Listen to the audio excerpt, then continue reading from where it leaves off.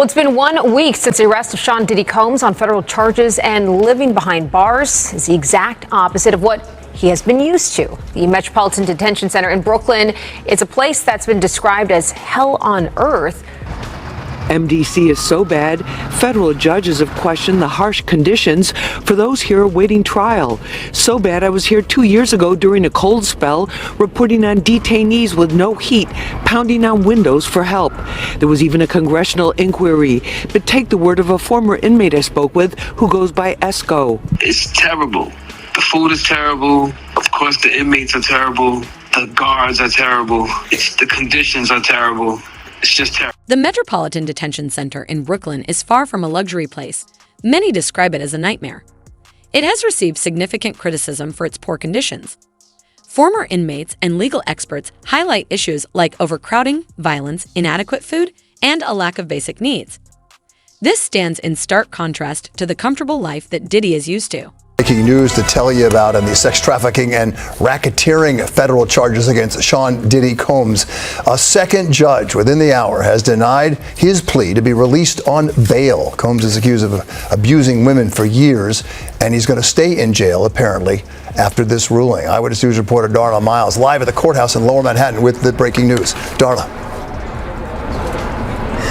Bill, Diddy's attorneys went before a different judge today in a different courtroom, hoping for a different ruling and hoping that Diddy would be able to leave this courtroom today, this courthouse today, on a $50 million bond. But that did not work out as planned after federal prosecutors tipped the hand on their case and provided more details. The judge, again, for a second time, said no.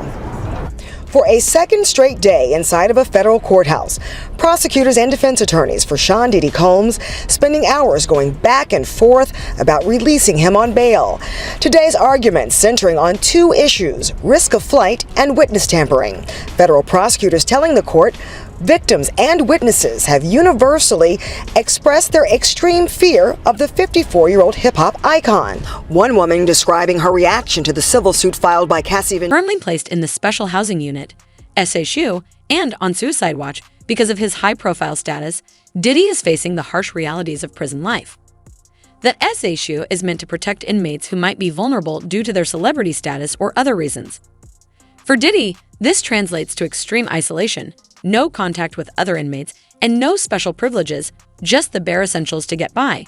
Disgraced music mogul Sean Diddy Combs, once known for his lavish lifestyle and living large in his multi-million-dollar mansions, has a new home as he awaits trial in his federal sex trafficking case. Last week, the Bad Boy Founder's defense team unsuccessfully fought to keep the music producer out of federal jail after his arrest. Now his new digs once housed other high-profile inmates, including R. Kelly, Fetty Wap, Sam Bankman-Fried, and Ghislaine Maxwell. Diddy is currently housed at the Metropolitan Detention Center in Brooklyn, New York, a stark difference from the glitz, glamour, and wealth in Hollywood and Star Island in Miami Beach, Florida. But MDC Brooklyn has been described as hell on earth, with horrifying conditions. The facility, which now houses Diddy, opened in the early 90s and is the only federal jail in New York City after the Bureau of Prisons closed its Metropolitan Correctional Center in 2021 after many issues came to light in the wake of Jeffrey Epstein's suicide just 2 years early. Life in the Special Housing Unit,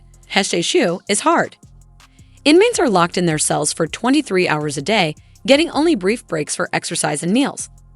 The food is notoriously bad, leading to reports that Diddy isn't eating, possibly out of fear that it could be tampered with or poisoned. His attorney argued in legal paperwork MDC Brooklyn is not fit for pretrial detention, citing detainee deaths and other concerns. His attorney Mark Agnifilo asked the judge for Diddy to be moved to a New Jersey jail, but the judge says it's up to the Bureau of Prisons to decide. And while Diddy is being housed in a special housing unit, also known as the SHU, officials say he's not receiving any special treatment, but are closely monitoring him as he's been placed on procedural suicide watch in case the disgraced producer attempts to harm himself. But his attorney says his client is not at all suicidal, saying the mogul is strong, healthy, confident, and focused on his isolation may be the toughest challenge for Diddy. High-profile inmates are under constant watch, wearing tear-away paper clothes and rubber shower shoes to prevent self-harm. They don't get pillows, just a bed and a blanket. Electronic devices are not allowed, though he may have limited access to a radio. This situation is a far cry from the mansions and private jets he once had. Attorneys are saying that the conditions there at MDC are horrendous. They're not appropriate to stay in. What is your experience there? Is it really as horrendous as they're saying? I've had many clients who were housed in MDC Brooklyn, and I can tell you the reports that the facility is something that is less than desirable is 100% accurate. There's been a lot of reports of it being below standard in terms of prison standards. And of course, a prison isn't meant to be a comfortable place, but of course, they have to provide the basic human rights to their inmates. And MDC Brooklyn has been plagued with overcrowding, with violence, with poor food, with poor cleanliness. And P. Diddy, who is in a protective custody unit, is still experiencing all the bad things that MDC Brooklyn has to offer, and it doesn't have a lot to offer in terms of comfort or things that an inmate would be looking. Being in the MDC Brooklyn creates major hurdles for Diddy's legal defense. He can only talk to his attorneys during specific times, and all meetings are monitored. Diddy has to meet his lawyers in the same areas as other inmates with no special treatment. Federal trial attorney Philip Hamilton emphasizes that this lack of privacy and the harsh conditions make it harder to build a strong defense. And certainly, Diddy would be facing potential dangers because a prison, by virtue of it being a prison, is not necessarily a good place to be. It's not a safe place to be, but particularly this facility is known to have a lot of problems in the last few years. What would it look like for Diddy in this protective care unit, I guess? He's separated from general population, but what is his day-to-day like? So Diddy's life in the SHU, in that specialized housing unit where he's been placed for his own safety, is going to be something that's rather routine and mundane. He's not going to be necessarily even enjoying some of the things that general population, aka Gen Pop, enjoys, because he's being in a special segregated unit for his own safety, which means he's going to be under more constant observation by guards. His comings and goings in and out of his cell for recreational time and for mealtime are going to be more scrutinized. So although the SHU unit is technically for the prison inmate's safety, and of course Diddy being a high-profile inmate requires that, it also means more restrictions for that. Additionally, the unreliable Wi-Fi in MDC Brooklyn is a major obstacle. Diddy's case involves huge amounts of digital evidence, hundreds of terabytes, according to prosecutors. Without proper access to this data, it becomes even more difficult to build a strong defense. He has pleaded not guilty to these charges, so of course we're expecting him to bring a strong defense with his attorneys, his team. Obviously they're going to be preparing, but does it add a layer of challenge, the fact that Diddy is behind bars? What does it look like for attorneys hoping to meet with him? Would they have their own rooms? Would they talk over those phone things we see in movies? What would it really look like? So when you have a client who is behind bars, you are meeting with them on legal visits, and you are talking to them on a secured line, which is an attorney or legal call where it's not being recorded and it's afforded that privilege, that attorney-client privilege, that privacy there. But it does present hurdles when having a client behind bars, because you're sort of really reliant on A, the prison schedule, B, the prison calls. You can't call your client, they're calling you. So even if you have something that you need to talk to your client about urgently, you got to wait until you get that prison call from prison, or you're making that visit yourself to jail to have a legal. The charges against Diddy are serious and reveal a troubling account of his alleged actions. The federal indictment claims he operated a criminal enterprise involved in sex trafficking, forced labor, kidnapping, arson, bribery, and obstruction of justice. It outlines a pattern of abuse, especially towards women, that includes verbal, emotional, physical, and sexual violence. Abused, threatened, and coerced women and others around him to fulfill sexual desires, protect his reputation, and conceal his conduct. Exactly what you had just said. Some of these actions allegedly, they go back to 2009. Well, and a lot, which hurts him, because there's a lot of witnesses, a lot of history, a lot of communications that probably the government has already accessed to support the allegations. But again, a lot of this also came out from lawsuits that were filed by women against P. Diddy. Right. And those lawsuits laid out a lot of this, what's in the indictment against P. Diddy. And these are people that are going to serve as witnesses when this goes to trial. Okay, so let's just say you are his lawyer. Right. What's his defense? His defense here is that the government has no business going into the private affairs of what happens in someone's bedroom, that these acts were entirely consensual, that, you know, these witnesses, really a lot of them wanted to be in P. Diddy's circle of celebrity. They, you know, what you have here are some of these people that have sued him engaged in nothing more than a money grab. A particularly shocking part of the indictment is the claim that Diddy organized elaborate sex parties and recorded them without the participants' consent. During raids on his properties, authorities found 1,000 bottles of lubricant, highlighting the extent of these activities. Diddy's legal battle is just beginning, with his next court date set for October 9th. However, the complexities of his case may mean it takes years for a final outcome. Meanwhile, he is in MDC, Brooklyn, facing the harsh realities of prison life. Criminal defense attorney Imran Ansari, who has represented high-profile clients like Harvey Weinstein and 50 Cent, notes that adjusting from a glamorous lifestyle to a cramped cell can be extremely disorienting and stressful, adding to the challenges he faces. That used the business empire he controlled to carry out criminal activity, including sex trafficking, forced labor, kidnapping, arson, bribery, and the obstruction of justice. Let me say a little bit more about the charges. The indictment alleges that Combs abused and exploited women and other people for years, and in a variety of ways.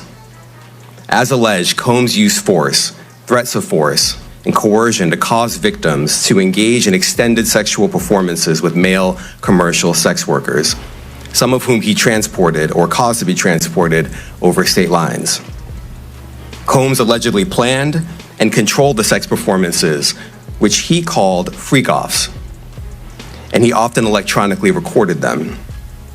The freak-offs sometimes lasted days at a time, involved multiple commercial sex workers, and often involved a variety of narcotics, such as ketamine, ecstasy, and GHB, which Combs distributed to the victims to keep them obedient and compliant.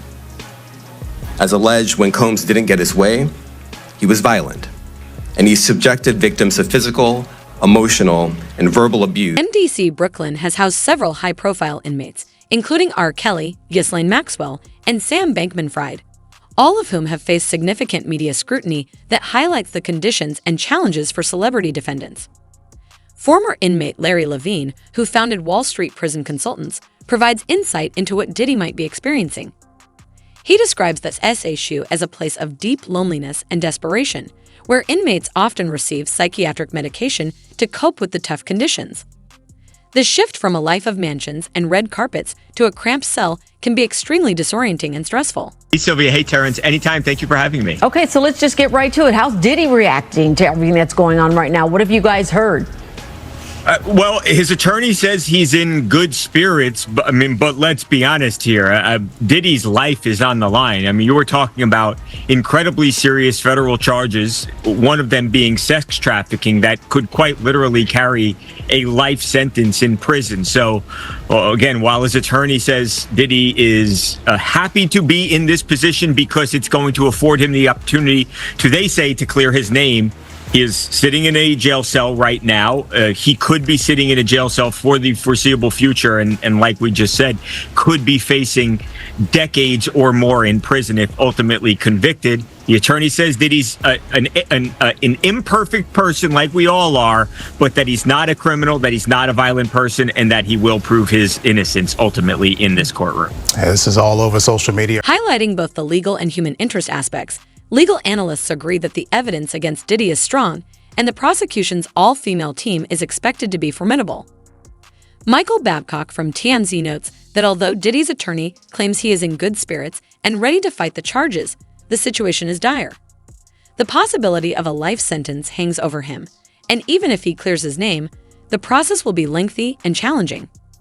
The public and media are closely following Diddy's case, with TMZ providing extensive coverage. DC is no stranger to high-profile inmates, previously housing R. Kelly, Ghislaine Maxwell, and Sam Bankman-Fried, who's actually there right now. Bankman-Fried was convicted of fraud and money laundering last November after the collapse of his cryptocurrency exchange, FTX. And as it happens, Bankman-Fried and Diddy are being housed in the same part of MDC, a unit for inmates that requires special protection.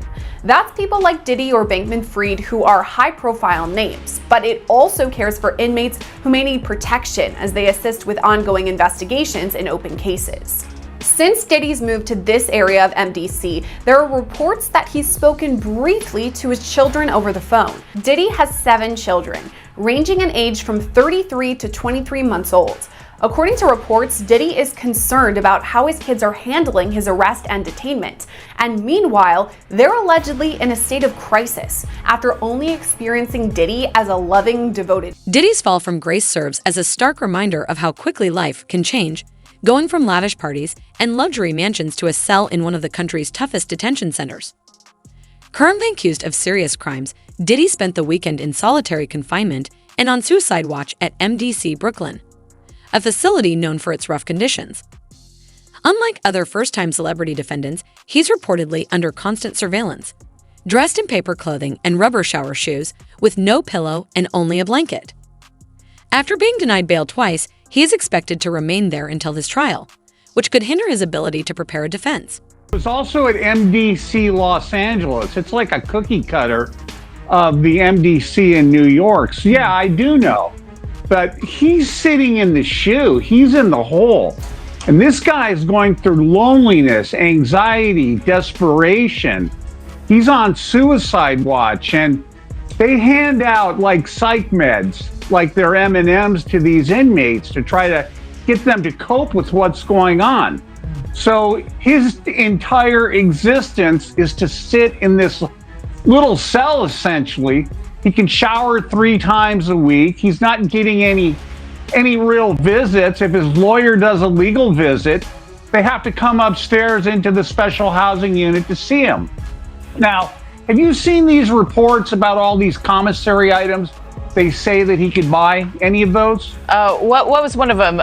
Steak or something? Ribeye, steak, Yeah. I mean, all kinds of nonsense. He's in the shoe, people. He's in a special housing unit. He cannot buy things off the regular commissary list. So this is rocking his world right He now. can buy a radio. Yeah, this is rocking his world. Legal experts emphasize that working on a defense from behind bars is much more challenging, especially given the significant evidence and a tough all-female prosecution team he faces. As Diddy navigates the legal system and the harsh realities of prison life, his situation highlights the serious consequences of alleged criminal behavior and the unpredictable nature of fame. That's all for now. Share your thoughts in the comments, and for more updates, hit the bell icon.